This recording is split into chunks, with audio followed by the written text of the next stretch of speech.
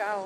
Es sēdēju pie jūras un domāju, pēc pavisam neilga laika Latvijā atgriezīsies man ļoti mīļš cilvēks, tā ir man draudzene. Kāpēc es viņu pieminu? Es aizdomājos vienkārši par to, kā lietas saliekas īstajā brīdī ar īstajiem cilvēkiem, pat tad, kad tev liekas, ka viss ir slikti. Jā, tad, kad man bija 19 gadi, es uzsāku savas studijas, ļoti ātri aplauzos. Tas bija viens no maniem dzīves zemākajiem punktiem. Es dzīvoju pilnīgi viena. Es aizgāju studēt kaut ko, kas nav par mani, salauzta sirds. Pēdējais piliens man apzaga dzīvokli, komunicējām, izveidojās ļoti forša draudzība. Es meklēju jaunu dzīves vietu. Draudzene teica, nāc dzīvot pie manis, un es pārvācos.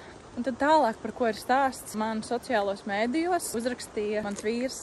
Sociālajos tīklos neiepazīšos. Bet kāpēc tomēr tā iepazīšanās notika? Jo mans vīrs ar manu dzīvokļu biedri bija studējis kopā. Tas bija vienīgais iemesls, kāpēc es viņam atbildēju. Pateicoties tam, es satiku savu vienu no vismīļākajiem cilvēkiem, un pateicoties viņai un šim solim pārvākties pie viņas, es iepazinos ar savu vīru. Pat ja tev liekas, ka tu dzīvē esi izdarījis nepareizās izvēles, mēģini tomēr patīt to filmiņu atpakaļ, paskatīties, cik patiesībā daudz tu no tā iemācījies un ka iespējams tu no tā iegūti kaut ko ļoti, ļoti vērtīgu.